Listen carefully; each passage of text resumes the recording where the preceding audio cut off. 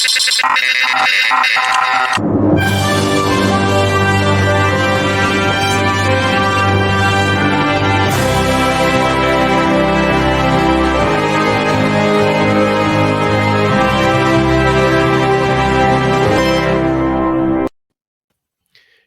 and welcome to another episode of Movies That Make Us. I'm Jake. I'm Tracy. And I'm Val. Together again. That was really scary. I had to sneeze like right before our intro was over, and I was like, I don't know what I'm going to do. If I hold it, it's going to be on screen. If I don't, or we're going to get it right in mid-sneeze. But it all timed out perfectly. That's because you're a professional. I like people to think I act like one at least. But really, I have no idea what I'm doing. None of us do. Yeah. That goes for life in general, I think. Yeah. You find out, you get up to certain levels, you're like, oh, nobody has anything figured out. Nope. Okay. Nope. Got it. Oh, man. I don't even know now. Oh, okay. No idea. No, it is definitely summer blockbuster movie time. I've seen over the last 3 weeks, I've seen Top Gun and Jurassic World and Lightyear. I'm going to see Elvis this week. Yeah, it's just a lot of finally. It's blockbuster movie time, which if you remember from our Jaws episode, that the summer blockbuster was a pure accident. So it wasn't a planned thing that somebody was like, you know what we should do? We should make summer blockbusters and make a whole bunch of money in the summertime. No, they slipped and fell right into the jaws of that sucker. Yeah. I see what you did there. That was good. Again, Steven Spielberg created something that everyone will love forever. Mm-hmm. Yes. Now I'm taking my dad to see Jurassic World tomorrow. I've heard not so great reviews. Is that? So for me, my take on it is I love it, but I love things like the franchises like Fast and Furious. Sure. I love all the Star Wars movies. I'm a fan. And so for me, with all the Jurassic movies, I can find things about each one of them that I enjoy. Are they all big winners? No. The original Jurassic Park for me is still the best. And then the original Jurassic World for me is still the best. Yeah. But with this movie, with the new Jurassic World, I do think that if they were to cut about 35 minutes out of it and tighten it up, it would be a better piece of film. I heard it was long. Yeah. It's a little long. There's enough nostalgia that if you're a fan of the movie franchise, there are going to be moments that you love. There's enough new stuff that, it kind of grabs you into a story.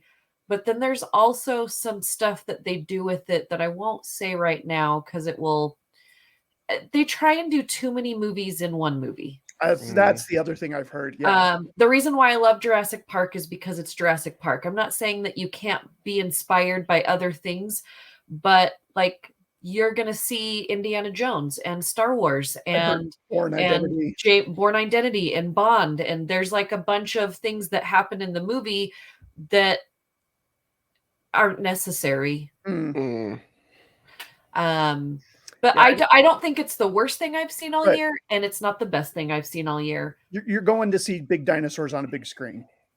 Yeah. For me, the one thing that I have to say is that I don't think it's necessary to see this Jurassic World in a theater, which is really weird because the franchise is made for the theater, but in every single Jurassic movie, and I'm trying to think if even 2 and 3, most of the Jurassic movies that I can remember, there's always, regardless of how good or bad the movie is, there's always that one moment where you think, oh, like that moment is the reason why that is made for the big screen. Like we all remember when we saw the dinosaurs for the first time on the big screen and we're just like captivated. And in the last Jurassic World movie, there's several moments where the big screen was necessary for what they were giving us, not to mention the really sad moment as you're pulling away from the island on fire and the dinosaur is still there. and we're all just like crying, like this is the, like that moment on the big screen is so heartbreaking.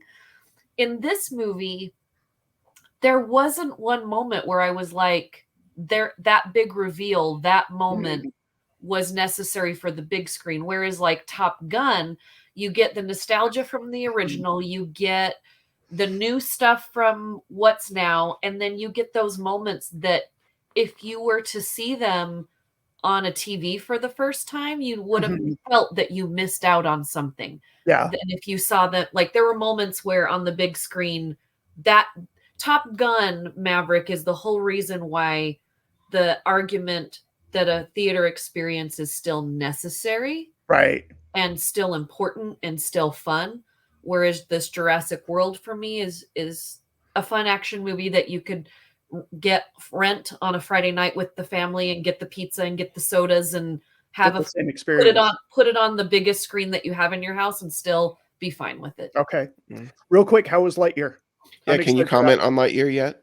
By the time this comes out, I can comment on it for sure. I won't tell you my review. My review will be on Good Things Utah on Friday. But for me, I know a lot of people are having issues with, well, not a lot of people, a few people I know are making it more complicated than it needs to be. Right. This movie is everything that you wanted to know about why Andy fell in love with Buzz Lightyear. We see in Toy Story 2 the whole setup of Zurg. No, we see the cartoon of Lightyear. No. Woody. We see Woody's whole setup, right? We see the cartoon, we see the world that he was created around. We meet Jesse, we see all that. This is us getting introduced to Buzz, but in a different way, because we are watching the movie that Andy saw that made him fall in love with Buzz. Yeah. So it's not related to Toy Story except for that Buzz is in it. And you hear all of the phrases that he says when he lands in Andy's room. Like you find out why in real life he says all of these things and why he says them. And so you get the story behind Buzz, and you get to meet the characters in Buzz's life that were important and why, he was who he was. And so for me, I really enjoyed it. If you're going to see another Toy Story movie, you're going to feel a little lackluster. Yeah. You need to step outside of that. This is a sci-fi. This is film. Yeah. And it's fun, and it has fun side characters, and it has heart to it. A lot of heart to it, actually. If you really let yourself fall into it. My nephew, who is, I believe 4 years old, was sitting in the row in front of me with my brother and his kids for the movie. And, sometimes he didn't know what he was laughing at, but he had fun. When we laughed, he laughed, and then he laughed at other times, but I enjoyed it. So, but you have to let go. I've only seen the trailers, but I want a socks. I'm not a fan of cats. And I want socks. This is the most helpful I think a cat has ever been ever. I mean, in all fairness, the bar is pretty low as far as helpful cats go. But I don't want to get hate mail about cats. This is the thing about cats. Cats don't need us, right? No, whereas dogs do need us. Cats don't need us. Mm-hmm. They might love you. You might have a cat that super loves you, and you might have a cat that when you get home, it's like, well, whatever, I'm still doing my thing over here. But socks is definitely, when you say emotional support animal, that's what socks is meant to be for Buzz. And when you see the movie, you'll understand. And it's so smart the way they do his storyline. It's just super smart. And then, Socks is an emotional support animal who goes above and beyond. And I definitely want one. And it needs to make all the funny thing is that it does happen during the timeline of when we meet Buzz. So it's back in the 1990s. So you see the technology go from the 90s all the way through like to where it builds to be bigger, right? That's cool. But Socks, when he thinks, does this beep boop, beep boop, beep boop, beep boop, beep boop, and actually says it beep boop, beep boop, beep boop, beep boop. That's awesome. That's And awesome. so think of Big Hero 6. Yeah. And kind of that helpfulness Uh-huh. of Baymax. Nice. And put it in a cat and then make it also really, really, really technically smart. And then you've got Pete Sohn doing the voice, who did Oh my Emil and gosh. Ratatouille. Yeah, just like perfect casting in this movie. It's a lot of fun. If you let, I think people are going to get in their own way in this movie. If they go in and they have these expectations of something else, then they're probably not going to enjoy it. Stop that. Stop overthinking it. I've seen some critics that I really respect and really like, and they're like, so can you get behind a movie that's about another movie, but not about another movie, that's about an episode or a series about something that a kid from another movie likes? And I'm like, stop. Like, let go. Well, I think sometimes some critics like to already go in and try to analyze what's wrong with the movie. Like they're ready to go in and say what's wrong. And so they're looking for reasons to not like a movie, which is an interesting approach. Yeah. I think that's why I wouldn't make it as a very good film critic sometimes, because I'm looking for reasons why I like the movie. That's why I question me being a film critic sometimes, because I am a film critic because I love movies. Right. Right. And so I go in like hopefully without much knowledge of a movie, and I just love it. And sometimes I am like, okay, it's a horror film. Like this, I'm not looking forward to it, but I give it a chance. Sure. You know? Yeah. And not being a film critic, it's nice because if there is a movie that I'm absolutely like, no, there's no way I'm going to like that movie, I just don't go see it. Right. You know, you're not forced to. Yeah. There are some that I last year absolutely didn't screen just because I knew I didn't want to. I didn't want to. Yeah. And sometimes that's okay if they're not huge movies that the studio is like, hey, if you still want to be our friend later, you need to make sure you see this. Make sure you watch this movie. And one of those for me has always been one that I'm going to see in July, and that's Sharknado.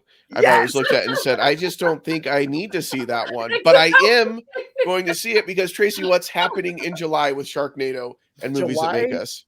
July 21st, we are going to be at Brewvies in downtown Salt Lake City. You got to be 21 or older, and we are doing a charity screening of the much talked about on this podcast, Sharknado. So this will be Val and Jake's first time. Val has seen snippets of different Sharknado movies, but has never truly experienced. So the thing to remember with this movie is put aside your expectations. It's a bad movie. And as Jake has said, it's a bad movie for a good cause. But this is the best way to experience it. I think this is what I've been waiting for, is that there are some movies that are better experienced with a group of people in a fun environment. And this is, I know I'm going to enjoy it because I will be with all of you. And Brewvies is so great to see this type of movie at. I've seen a lot of this type of movie at Brewvies with groups of people. The food is good. You can get drinks, pork nachos. Drinks. Oh yeah. So it's going to be so much fun. And we have bribes.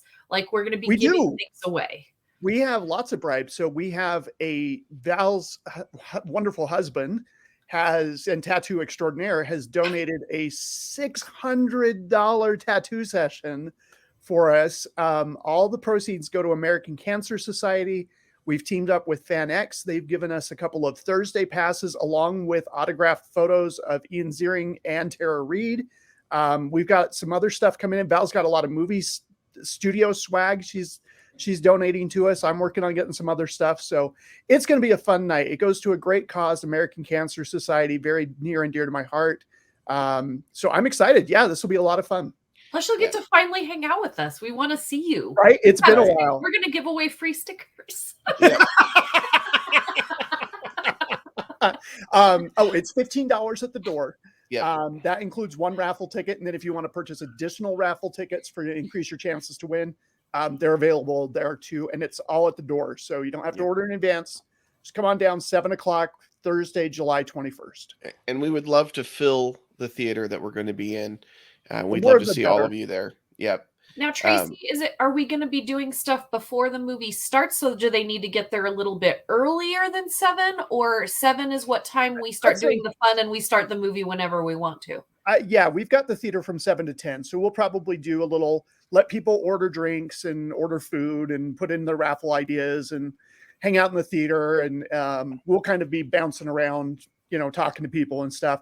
I'd say the movie would probably start like 8 o'clock. Okay. It's an hour and a half, I think, movie, and we've got the theater till 10. So sweet. There's been talk of possibly doing a live episode right after as well, or recording an episode or talking about. Kind of depending on the time. Yeah, we'll see where we're at, or Q&A or something. Maybe like 7:30. But yeah, but if you want to come down early and get some great food and get some drinks and hang out with us as we're getting ready for raffles, then please do so. Yeah, make a night of it. It'll be fun. It'll be. Like, the movie isn't the reason you're coming. You're coming because the movie's going to be fun and we're going to enjoy it. But you're coming to support a really good cause. Experience. But yeah, it's exactly. A great cause. 100% of the donations go to the American Cancer Society. We're not making a dime off of this. There's no overhead. Nope. There's no anything. 100% goes to American Cancer. Yeah, this is going to be awesome. So, we are super excited about that. We want to make sure everybody's aware of it. We always say we won't see you at the movies. This is one time that we will actually see you at the movies. So, and if it goes well, we could possibly do this once a quarter where we raise money for a good cause. We grab a movie. We get to hang out with y'all. We hand out fun stuff. Yeah. It'll be hard because I don't know that there's a movie like this that we've talked about as much on this show as recurring as Sharknado has been. I'm sure we can figure it out. I'm sure we can fix it. Now, if we were doing Sharknado 2, I think it would live up to the hype. Sharknado 1 is like the base. You're the one that decided. Why aren't we watching Sharknado 2? Watch Sharknado 1 in order to get ready for Sharknado. That could have been homework. And it's interesting that you talk about how Sharknado 2 kind of lives up to the hype and Sharknado 1 isn't as good, because we're talking about another sequel today that probably fits in that same category. Hey! It does fit. Not probably. Yeah, we're talking about Terminator 2 Judgment Day, which is way better than Terminator, and I think more people have even seen, I think that's a lot of people's introduction into the Terminator series. Yeah, I saw Terminator 2 first. Yeah. I mean, and it seems like the filmmakers even knew it. We were watching it last night, and towards the beginning, when they're in the psych hospital where Sarah Connor is, and the doctor's explaining, this is, she's here because somebody came from the future, a Terminator, and then another guy, and then that's the father of her kid. He basically explains the whole Terminator plot, so you don't have to go back and watch Terminator. Yeah. Although there's a lot to like about the original. It's not a horrible movie, but it's not necessary. It's not as good as this one, that's for sure. Yeah. But this was the first rated R film that I got to see in the theater. Oh wow. Ooh. Yeah. It was a big deal to me because I was just like, that looks so cool. And my parents were like, all right, let's go. And I'm like, really? So yeah. And then after that introduced me to this was my first James Cameron film. Afterwards I got into Aliens, and he came out with True Lies, and of course he went on to do Avatar. So I'm kind of a big James Cameron fan. He's not 100% for me. He's had some misses, but he's a very talented filmmaker. Yeah, I think with James Cameron, I did not see this in the theater. I wish I would have. But I remember seeing it for the first time, and I think it was another one of those where we had HBO and it was on, and I was like, there's nobody around, so I'm gonna go ahead and watch this movie. And it was years after it had come out, but I loved it. And I was a fan of James Cameron. I'm not a huge fan of Aliens, and it's not because they're not good movies. It's because they scare the crap out of me. And so I can't just be like, you know what I need to watch right now is Aliens. But I respect the filmmaking of Aliens. I respect the acting, the technology, everything. I think what James Cameron does for filmmaking is he really pushes the boundaries in a way that George Lucas did when he created Star Wars. This is going to get me some hate mail right now, though, is that I think that James Cameron is a better director than George Lucas, where I think George Lucas is a visionary, and he wasn't afraid to do things at an early age and in a time where filmmaking was not making these things. James Cameron is a better storyteller and director when it comes to, okay, I want to push the boundaries technically, but I also want to fight for the story. But I love them both. And I had a really cool experience. So I went to USC because of George Lucas and Steven Spielberg. I know Steven Spielberg wasn't in the film program. I understand, people. You don't need to tell me. I know the whole story. However, him and George Lucas are tied to USC in a way. But when I was out there and I was on the back lot, because we would be on the Universal back lot 3 times a week for class, and we're sitting at the commissary eating, and up walks Linda. What? And she's got a ponytail and sunglasses on, and she doesn't wear makeup because she doesn't have to. She's absolutely beautiful. And at this point, it's 1997, so I don't believe that Linda Hamilton and James Cameron are married anymore. No, I believe they're divorced. But they were there together because they were doing a project together. And I'm just sitting there as 17-year-old Val, who recently, like, this is one of the reasons why I love James Cameron is just because of the boundaries that he pushes. And I see her and I'm thinking, I spent the last 2 years of my life watching Terminator 2 as much as I possibly can. Right. And now here she is. And now I'm just like, hi. What, like, they're there. I'm obviously not going to say anything, right? I'm just this child, but it was so magical that cool. We were all there as film students sitting in the commissary eating, and all the filmmakers just come in and they sit in the commissary and they eat and they hang out, and this is just the safe place. And I just thought it was just so cool. Just to me, it was a cool. Linda Hamilton is absolutely beautiful and kick-ass, like, all the time. Yeah, and I love the fact when they approached her to do this film, she said, I'll do it, but I can't be the damsel in distress. I've got to be somebody who takes charge, and I have to be kind of a badass. And she said, plus I would like to be a little bit crazy. And James Cameron said, I mean, you have to be. Like, if you think about her character, and just she's basically trying to save her child's life and the world. Right? No pressure. No pressure at all. You're going to be a little cray-cray. Yeah. Well, and especially when you're doing that and nobody is believing anything you're saying. And obviously it's a crazy story, right? But I mean, when you're constantly told, no, you're lying, that's made up, there's no way that's true. Like, of course that drives you a little crazy. Plus being drugged and Yeah. And licked on the face. Oh, that scene. Oh. Goosebumps. Well, and let's talk about it too. Like, we have Arnold Schwarzenegger, obviously, probably a huge box office draw, right? Huge, yeah. But like, for Linda Hamilton for her character to be as strong as Arnold Schwarzenegger's character, if not stronger in some aspects. Like, for me, this movie came out in 1991. I probably saw it in 1995. Right? Graduated from high school in 1997, went to film school in 1997.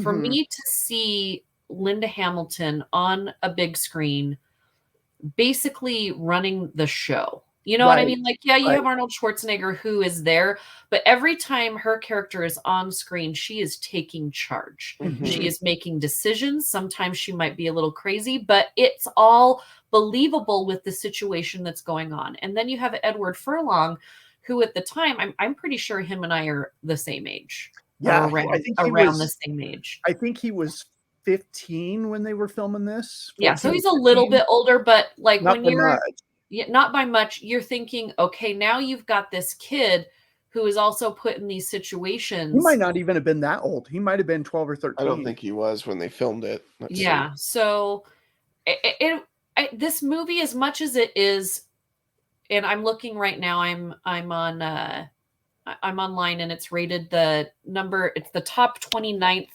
movie on IMDb. like Mhm. of all. It's number 29. Like it's Wow. still that's a big deal because it's made in It's been out for a 1991. long It's time. been out Yeah. for a long time, but it's because this story and the storyline and the characters were beyond its time. Yeah. And the crafting of this film. So we've talked before about how much I can geek into the editing of the film, and the scene where they are in the LA freeway overpass, underpass, Yeah. aqueduct area Yeah. is sublime editing. And I watched a documentary once about editing. That's how much of a geek I am. But they actually had an interview with James Cameron, and he said he was having trouble with his editors in getting that scene right. And he wanted to impress upon them how important one frame is. And at the time, we'd watch movies at 24 frames per second. So he had them take one frame for every second out of that chase sequence and watch it. And it was all jumbled and jumpy and it didn't work. And he was like, see, one frame matters and you have to cut Mhm. it on the exact right frame, or it's either going to hit and have huge impact or it's going to flop. Yeah. And that was that scene is impeccable.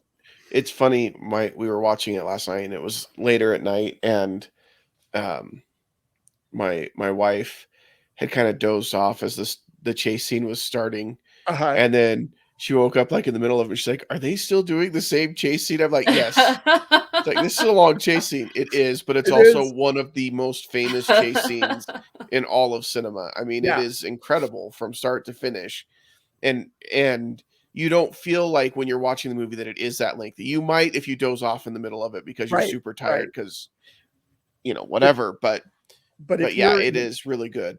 you're in the middle of watching that and it just is like it just keeps intensifying. He keeps ratcheting up. And Yeah. I love the fact too. So James Cameron pushes the limit, as Val said, and he pushes his crew to their limits. And this chase scene where they come up on the truck and the truck goes underneath the overpass and the whole top of the truck flies off, that wasn't in the script. And when they got there, they realized that it was too tall and that it wouldn't work. And they were just like, well, guess we can't shoot it. And he's like, nope. And he went and found somebody to cut the top off. And so it's just kind of resting there a little bit. And so then when it hits the wall, then it tears away. But the camera crew didn't want to shoot that piece because it was too dangerous. So he got in the car and filmed it himself. And they made the crew made t-shirts afterwards that said T3, not with me. They also made shirts that said, I survived a James Cameron film. We talked in the Titanic episode about how he fired the camera guy and took Mhm. over the water coming down the hallway. He's a very, it's so hard because that type of personality, that type of genius, it's like he knows what he wants and he'll do anything to get it, but he's not a very good human sometimes when it comes to Yeah. interpersonal relationships. Well, and I mean, he said this in an interview before, and I think, like you said, it's hard to judge someone that knows what they want. Yeah. And when somebody else doesn't want to do it, and you're just like, okay, that's fine. You don't have to. I'm going to do it. Mm-hmm. It might seem harsh, but when it's your name and most of the time your money, because Right. he usually writes, directs, Mhm. produces, he said in several interviews that I've heard him say that he doesn't ask anyone to do anything he wouldn't do. And I heard Yeah. that from him in an interview in 1996 when I was in high school, and I have carried that mantra with me my entire life. I just did an interview for a job this last week, and they said, what is one of your biggest strengths working events? And I Mhm. said, in general, working, there is no one more or less important than anyone else. And I said, running a film set is the same as running an event. Yeah. And you have to be willing as the director to do everything you are asking everyone else to do. Mhm. And I said, and I won't ever ask someone to do something I wouldn't be willing to do.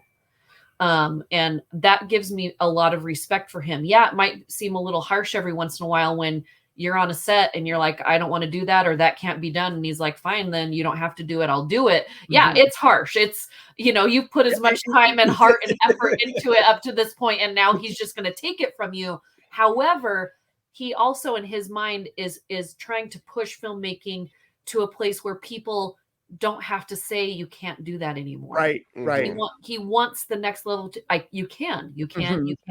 you can.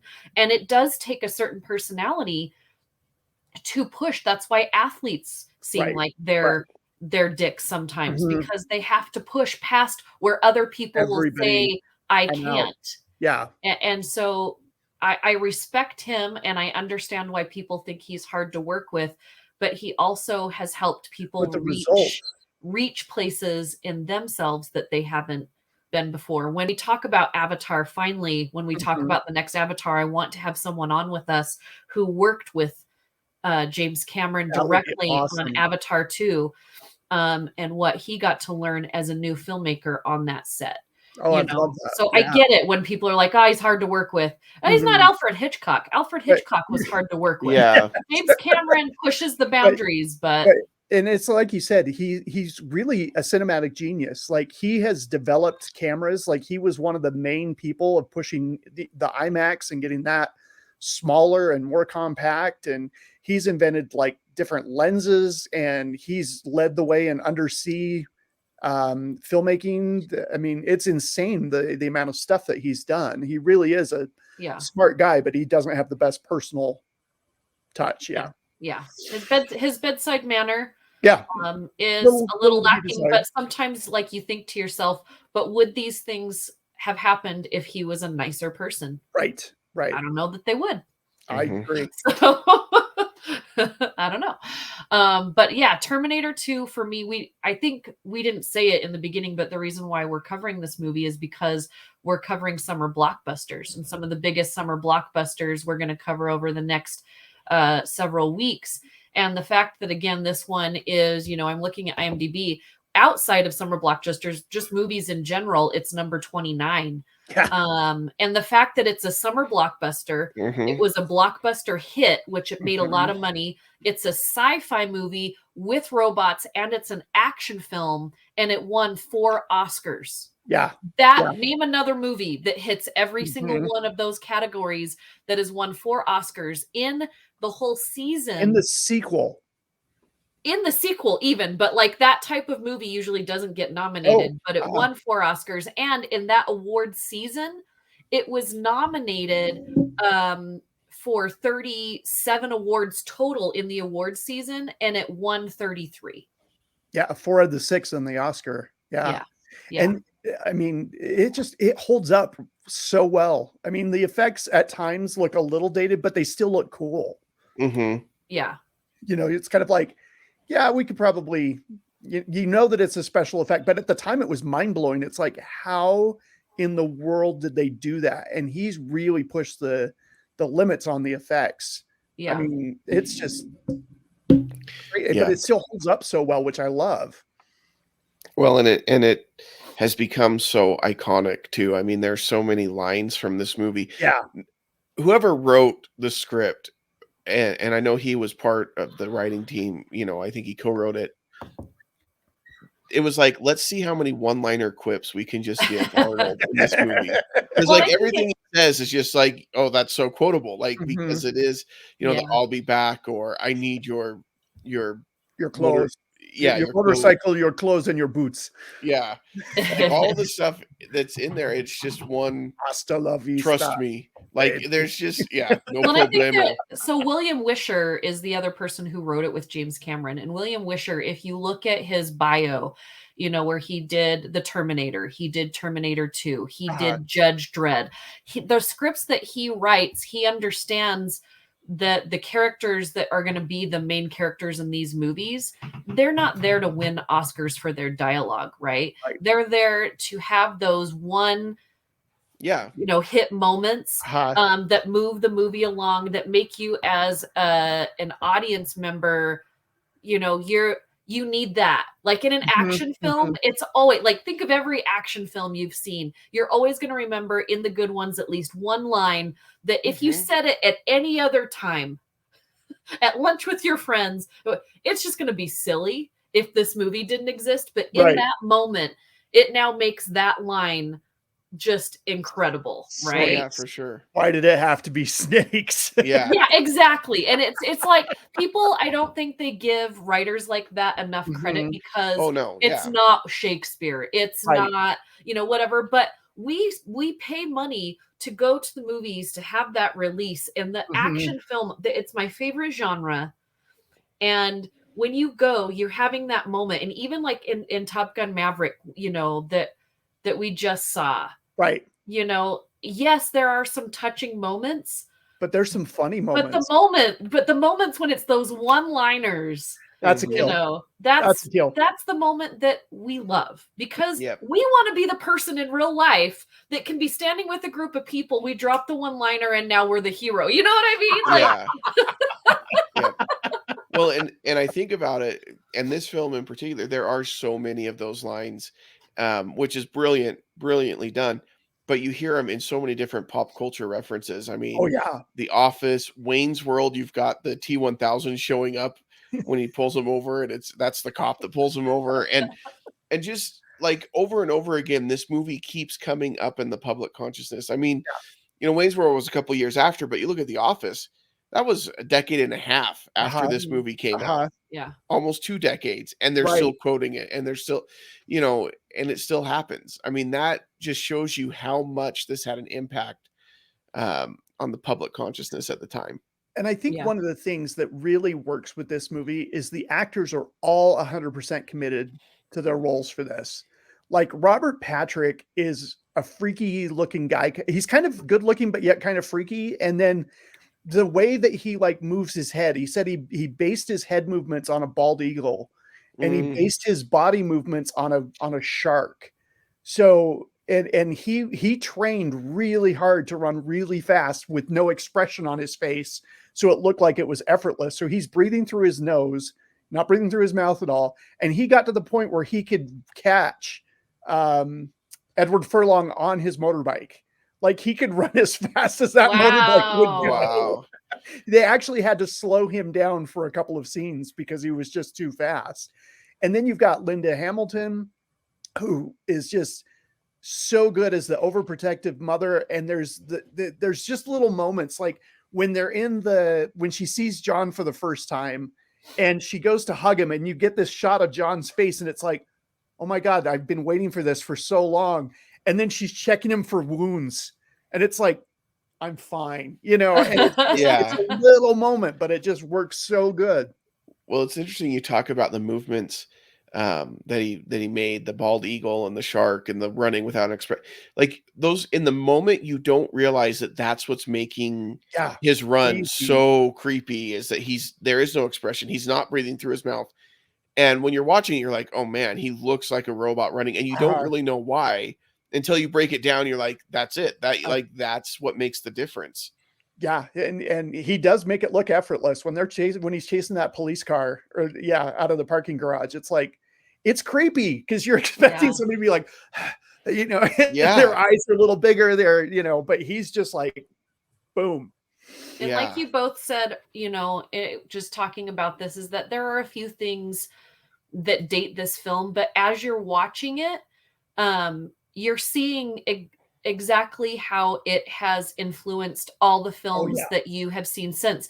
When I think of him and that robotic stare and not breathing with his mouth at all and doing all that, I immediately think of The Matrix. Mm-hmm. Yes. Because when you think of Mr. Anderson. Yeah, Agent Smith in The Matrix. Agent Smith is very much could have been inspired by, okay, who was creepy? Let's go back to Terminator 2 and you know what I mean? Like, so I see when I'm rewatching it, there are things that when this movie was made, but you understand that the technology, the acting, the characters, the way it's shot has influenced so many things moving forward that I just love watching it because now I'm connecting dots to things that came after, which is funny because that's all about what the movie is about, right? Like it's about being in the future and like connecting the dots of the past. And I don't know, it's just really, I think it's cool watching it and then connecting it to the things and knowing that because of this movie, we get all of these things. Yeah.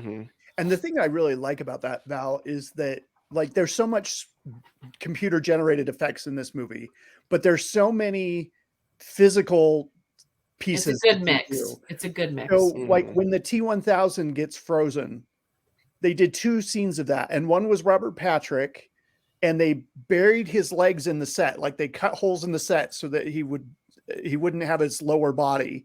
And then they did a scene with an amputee with a prosthetic. And then they put those two together in order to make that work. And in the nuclear nightmare sequence, they actually really researched what a nuclear explosion would look like. And the buildings were made out of matzo crackers and wheat thins. And then when they blew them up, so they'd explode all over the place. But they said that they had like nuclear scientists reach out to them and say that was the closest, most realistic nuclear explosion ever captured on film. And so they take a lot of pride in their work for that. Well, and it's that level of detail that just makes this thing work. That's James Cameron, right? I mean, he is going to want to make it as detailed as possible. That's why he still to this day gets upset when people say that Jack would have fit on the door in Titanic. I don't care what like the implication is that he got something wrong and didn't research it enough to know. Like if they both would have been on the door would have sank. Yeah. Yep. Not according to Mythbusters, but that's okay. Yeah, but who are you going to believe, Mythbusters or James Cameron? Who do you think did more research? This is one of the few times that I'm going to go with the filmmaker instead of Mythbusters. Especially because I've seen like every single documentary he's done on Titanic, and there's at least 5 of them. Yeah. Again, he does a project because he's passionate about it. Exactly. And he pushes it. Yes, they make money, but that's not his end necessarily goal. His end goal. His end goal is to make the best product he can. Yes. And when he got into Titanic, he was like almost to the obsessed point of I've got to know everything, because before, during, and after the movie, years after, he's still researching and doing things, and he doesn't have to. It's just because that's what he's passionate about. And now people are giving him crap because it's 12 years since the first Avatar, and it's taken him that long to get the movie out. He's like, what kind of timeline are you? This is my movie. I'm not on your timeline. I'm on my timeline. Well, and he said he's got to wait for the technology to catch up with his vision. Yeah. So and the fact that he has patience to do that instead of just making the movie, Right. And I would rather wait 12 years and get a really good movie than 2 years later and you get something you're like, meh, Yeah. And seeing the previews for it, Disney has got to be super excited about their Pandora, like in Disney World. Because when they did that a few years ago, I was like, why? What? Yeah. I heard it's one of the best rides. That in Disney Avatar Flight of Passage is that and Rise of the Resistance are the 2 coolest rides I've ever been on. And I think that the new movie coming out for Avatar is going it's going to be really great. People are going to want to go there and see it and experience it. It was such an experience in the theater. Like that 3D felt, because 3D for a lot of times is just about the gimmick. What can we throw at people's faces? And I don't usually like it. Yeah, I don't either. And by having the depth of field and the and for a lot of years after Avatar came out, most of the movies that came out in 3D, they didn't make it for 3D. They just like one had or a two 3D things. print of it. Yeah. And then you'd watch it, you're like, this isn't.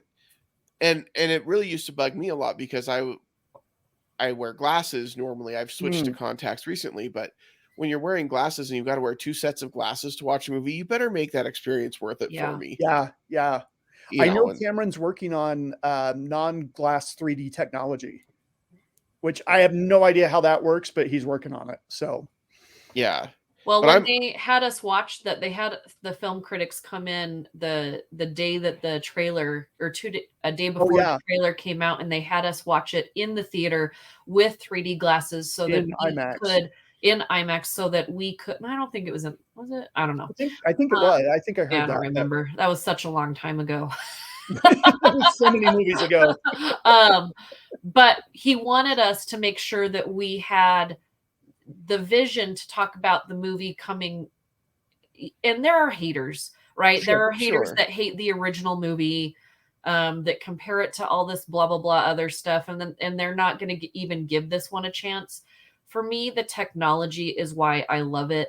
The Uh-huh. fact that he pushes the boundaries is why I love it. Like, everybody loved Titanic because it was a love story. I went and saw Titanic 4 times in the theater within 2 weeks because I wanted to see the guy fall down the thing again, The propeller. because I'm trying to, like, really get in and pay attention if I can see the lines from the special effects and how he created it. Right. Right? Because we're nerds. Right. Mhm. You know, and later, sure, the love story, whatever. But, like, just the technology that he fought for that film, Yeah. you know, was why me as a young woman was excited about it, you Yeah, know? and I don't in care about the door. in Pandora 2, I mean, in Avatar 2, he got the actors to, like, learn how to do, like, hold their breath underwater so they could do these scenes. And Kate Winslet actually at one point had over 10 minutes underwater, which it's insane to me, but Yeah. you Yeah, know, it looks incredible, and here's the thing, he has done it time and time again. Terminator 2, Aliens, mhm. uh, Titanic, the original Avatar, where again, over and The over and Abyss. over again. Yeah. He puts these movies out there that are so well received. It is rare to see a filmmaker so consistently put out a movie that Yeah, is well received by both critics and by audiences. And I yeah, think by and yeah, large, and I'm not saying that everybody's going to say, "Oh, this is like top 10 movie you have to see before you die," necessarily, but his movies aren't critically panned either. Like, people right. enjoy them and they recognize the quality in them. And then audiences enjoy them, and it's over and over and over again. So if you think that Avatar 2 isn't going to be a big hit, I think you're crazy. You're betting I on the wrong horse, in I Yeah. my opinion. absolutely, I would never Yeah. bet against James Cameron. Nah. Absolutely. Which is Yeah. why I'm taking him over the Mythbusters. Yeah, exactly. It's one of the, like, if they're going to break down a myth in like Indiana Jones and they're going to say, yeah, this doesn't work. Yeah, obviously I know that. Like, I watch Indiana Jones, but if they're going to say this to James Cameron research, sorry, dude, Sorry. I'm on his Sorry, side. guys. Like, I think he got it right. The other thing that I love too, and we talked a little bit about some of the practical effects, but when they were filming in the steel plant, it's an abandoned steel plant, and some of the steel workers saw that movie and said they thought that they had been reopened because it looked so legit. Oh, wow. And that liquid was kind of a milky substance because, of course, you can't have your actor going into molten steel. What? What? But they He probably could have. He James probably Cameron would, tried. yeah. And he's like, well, I really need you the to do lawyers this. were like, sorry, James, this one we have to draw a line. You can't have Robert Patrick going in there. Oh, okay. But it's like this milky substance, and they had to keep it cold in there. So when they're shooting the fight scenes, they had to spray water on their faces to make it look like they were sweating from the heat and from the exertion. But it was so cold that But they was really- not happening. They really have. But they said that set smelled awful. Oh, yeah, I can smell it just having you talk about it. It sounds gross. It smells like, what is it over there in West Jordan where the milk plant is? The yogurt Yes. plant? Uh-huh.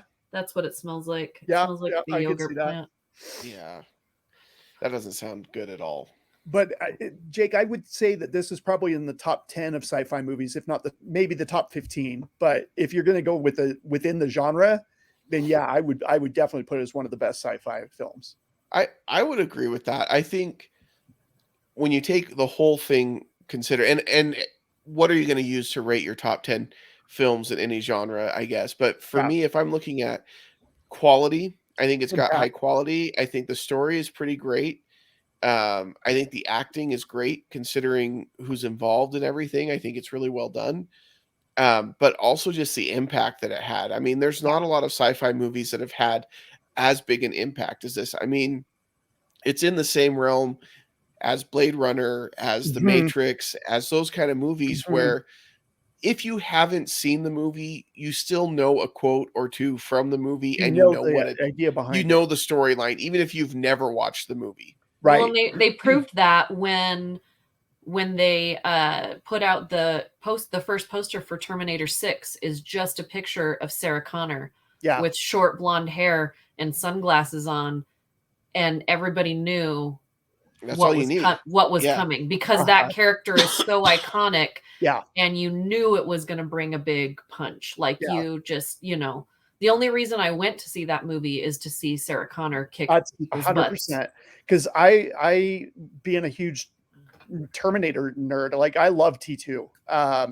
So I went and saw T3 and I was like, and then the Christian Bale one came out, and it had its moments, but it wasn't great. And then, there's been so many since, and most of them just don't work. The Linda Hamilton one had some moments. That one worked pretty good. And that's, I think, the first one that Cameron produced again. I don't think he produced any of the other sequels. I could be wrong. Yeah. But. Well, and that's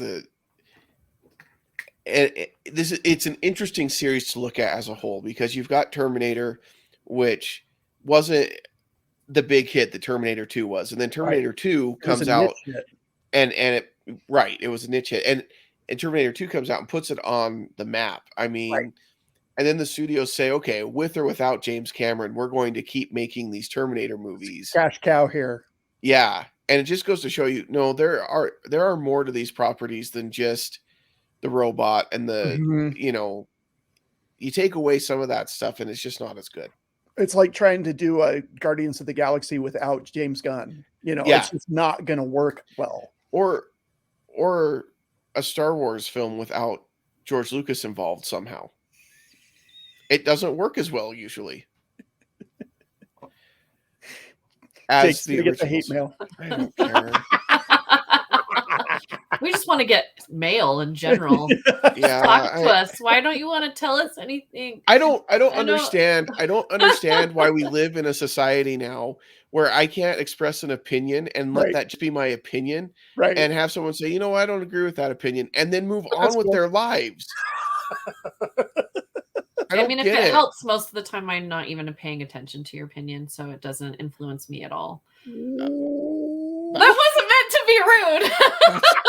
That's hurtful, but thank you. No, I'm just saying, like sometimes I enjoy coming on every week and talking for an hour about movies with you too, Val. This is fun. I mean, on social media, like you can go onto social media and see that somebody posted something, and you can keep scrolling. Yep. Yeah. You don't I don't have usually to be post a lot of opinions on social media, to be honest. But that's what I'm saying. Like, it's not. I can just go on with my day. Yeah. But I just. That's a whole different episode. This was one of the movies, and I just wanted to say, this was one of the movies where I was like, you know what? I think I want to work with film. Like this movie, along with several others, is what made me want to go to film school. Mm-hmm. So I'm right there with you on that one, Val. Yeah. All right. Well, what are we going to grade this one?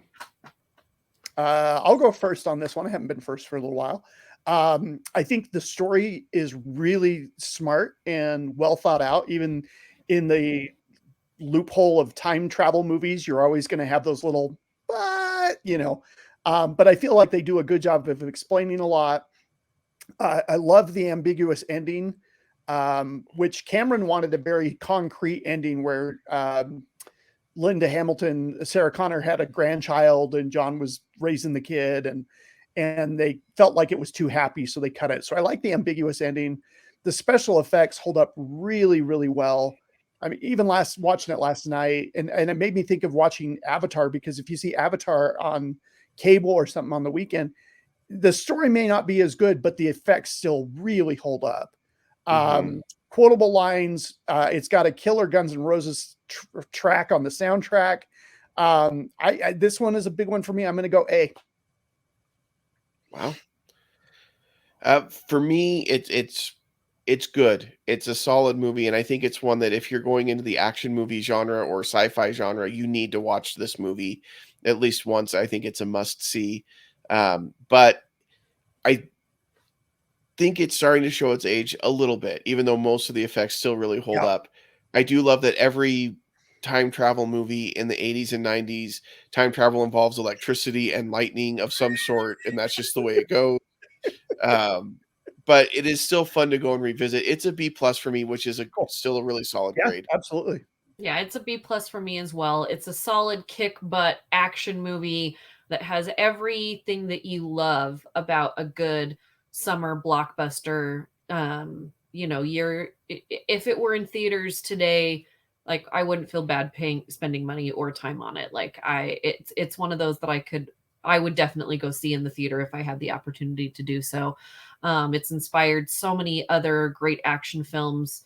And I really just love how the director, the writers, everyone really worked with these actors to highlight what they're good at.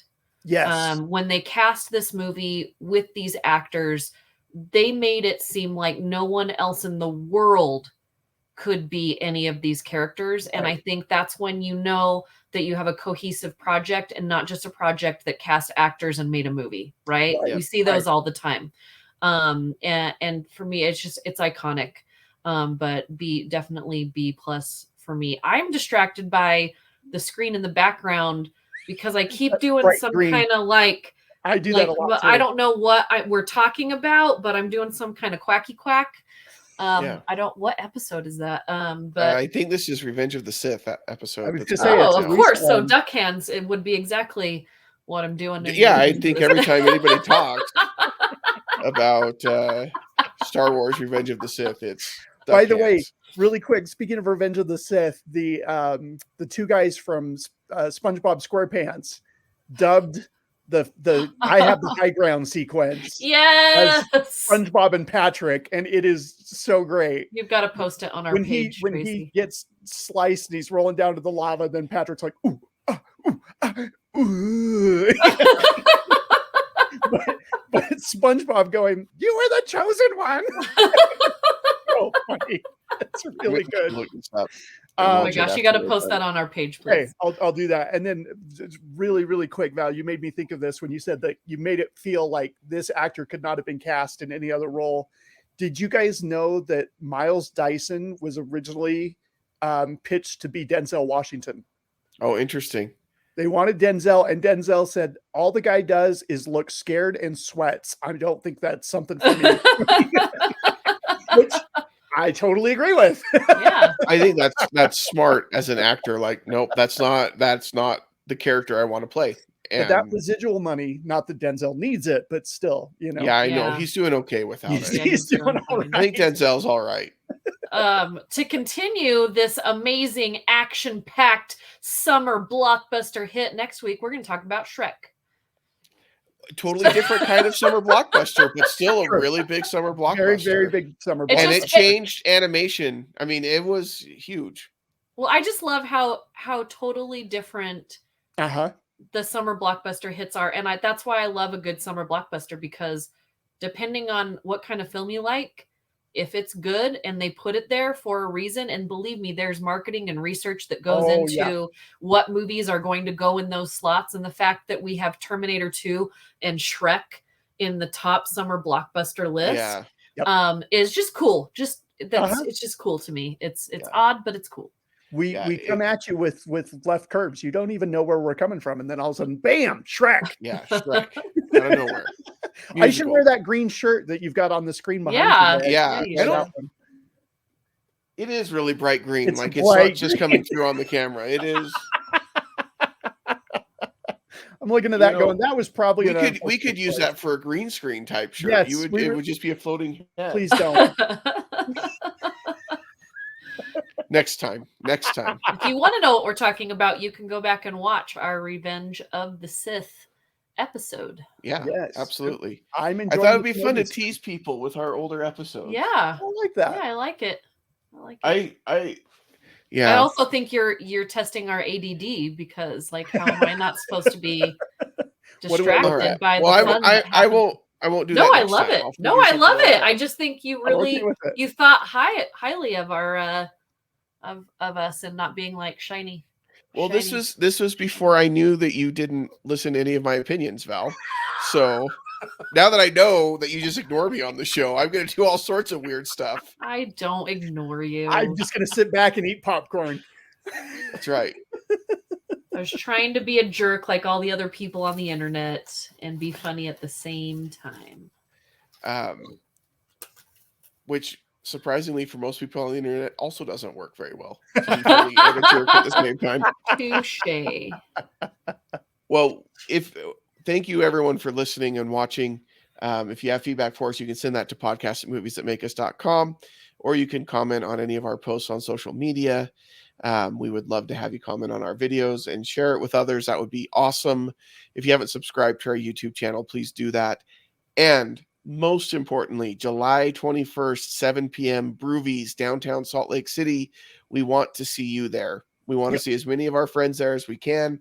It will be for a good cause. We will have fun. I promise. It will be a good time. It's going to be a good night. Yeah. So, Good night. And until then, because that will change things, but until then, we won't see you at the movies. you could be mine.